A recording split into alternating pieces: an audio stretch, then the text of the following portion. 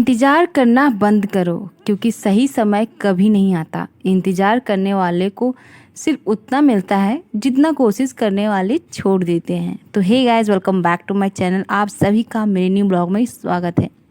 तो आज मैं आपको अपने वीडियो में बताने वाली हूँ कि कैसे मैं अपने बच्चों के साथ घर का काम और पढ़ाई कैसे मैं मैनेज करती हूँ, और प्लस में मैं पढ़ाई भी किस तरह से पूरा 8 घंटे और 7 घंटे का निकाल लेती हूँ। तो गाइस, यहाँ पे देखिए, मैं किचन में सुबह सुबह काम कर रही थी। सारा मेरा घर का काम हो गया था, नहा धोआ लिया था और मैं अब किचन को साफ़ कर रही हूँ ताकि मैं अभी खाना बनाने वाली हूँ। तो माधव ऐसे ही बैठे रहता है पूरे दिन मेरे साथ, और ऐसे ही जब तक मैं किचन में रहूँगी, जब तक वो भी किचन में रहेगा और कुछ ना कुछ करता रहेगा मेरे साथ। मैं जितनी देर तक काम करूँगी किचन में, वो भी कुछ ना कुछ करता रहेगा। अब यहाँ पे उसने कैमरा हाथ में ले लिया है और अपने आप को वो देख रहा है और खुश हो रहा है कि मैं कैसे दिख रहा हूँ।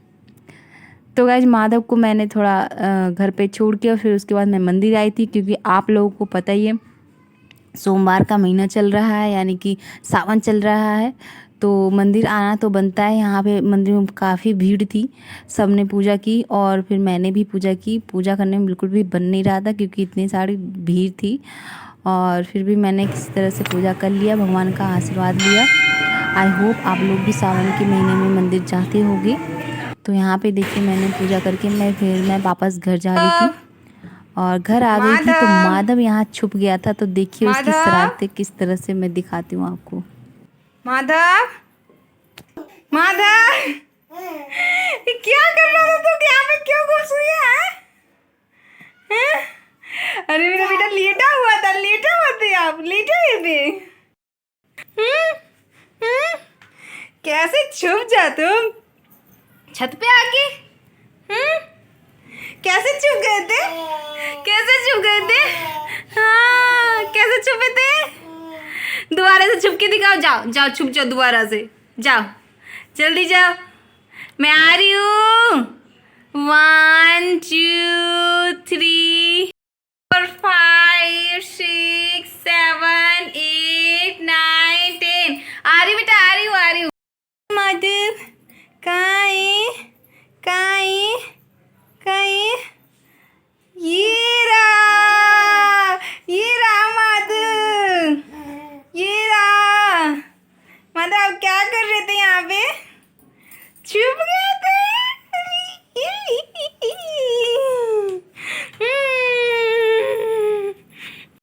नहीं, अब नहीं जाना, आज छुपने नहीं जाना बेटा, अब नहीं जाना है। तुम्हारा से छुपने जा रहा है भगवान। माधव मैंने खाना नहीं, चलो ना नीचे, चलो ना। कहाँ गया? ये रहा माधव, मिल गया। हाँ, आ जाओ, चलो।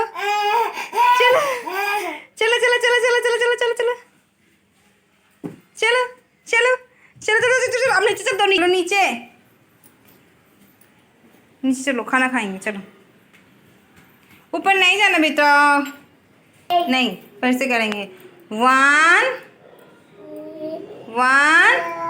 बोलो, 1 2 3 4।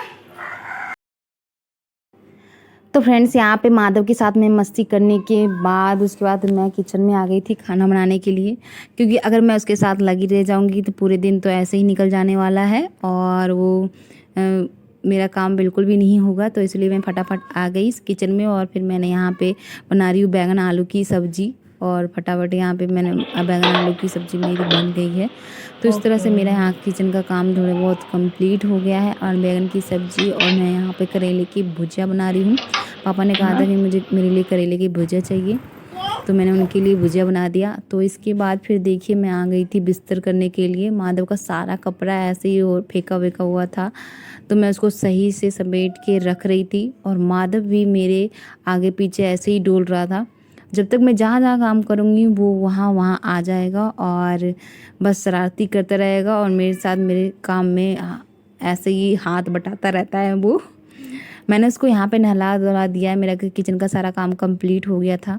तो मैंने उसको धुला दिया है, क्योंकि अब वो नहाने के बाद सो जाने वाला है, ज़्यादा देर तक जगेगा नहीं। तो इस वजह से अब जितना काम करवाना है मुझे उससे उतना मैं करवा ले रही हूँ। आपको पता ही है छोटे बच्चे कितने काम करते हैं, माँ की कितनी हेल्प करते हैं। तो इस तरह से मेरा माधव यहाँ पे मेरी हेल्प कर रहा है। और यहाँ पे देखिए उसने हेल्प अच्छी से कर दी है, सारा अपने बैग में रखेगा। अब मैं उससे ये पूछती रहती हूँ कि माधव ये किसका कपड़ा है, किसका कपड़ा है, तो कहेगा माधव माधव, बताएगा कि मेरा कपड़ा है। मेरा कपड़ा है, माधव का कपड़ा है। तो गाइस यहाँ पे मेरा सारा मतलब उसका मैंने समेट दिया है। अब देखिए माधव के साथ जैसे जैसे मैं करूँगी उस तरह से माधव भी अपनी कॉपी करता रहता है मुझे, बिल्कुल।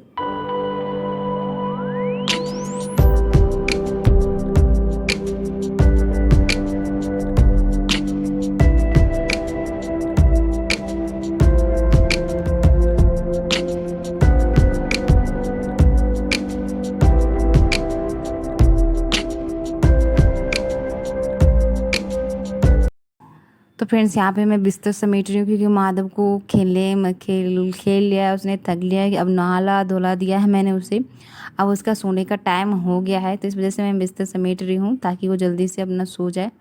और यहाँ पे देखिए मैं जैसे जैसे करूँगी वैसे वैसे वो भी करने वाला है। मैं बिस्तर झूठ मूठ का मैं देखिए ऐसे झाड़ने वाली हूँ, क्योंकि मैंने सुबह ही बिस्तर समेट दिया था। मैं उसको खिलाने के लिए ऐसे कर रही हूँ ताकि वो भी मेरी कॉपी करे। तो यहाँ पे देखिए सचमुच मेरी कॉपी करने लग गया। और यहाँ पे देखिए पूरी जैसे जैसे मैं जिस तरह से मैं करूँगी उस तरह से वो भी करता है।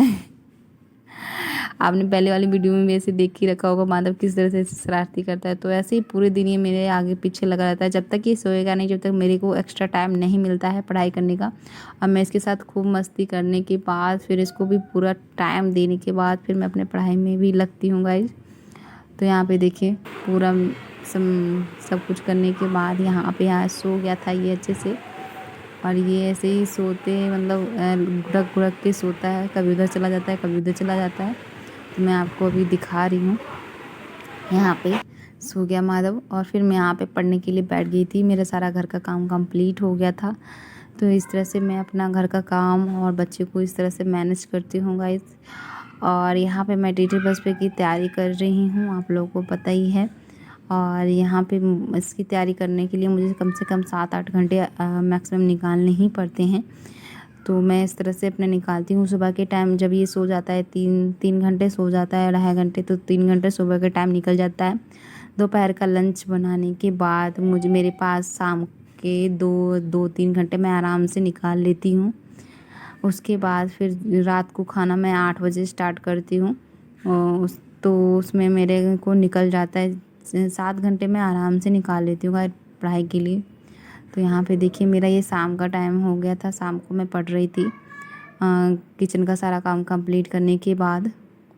तो इस तरह से मैं 7 से 8 घंटे पढ़ाई के लिए निकाल लेती हूँ। अगर आप भी चाहो तो इस तरह से आप निकाल सकते हो। आप अगर एक हाउस वाइफ हो, मैं जानती हूँ कि हाउस वाइफ को इतना समय नहीं मिलता है कि वो पूरा से पूरा पढ़ाई को टाइम दे। कभी कभी स्किप हो जाता है, कभी कुछ ना कुछ काम आ जाता है। हम रेगुलर बेसिस पे 7 से 8 घंटे हम टाइम नहीं निकाल पाते हैं, लेकिन कोशिश कीजिए कि आप निकाल ही सकें।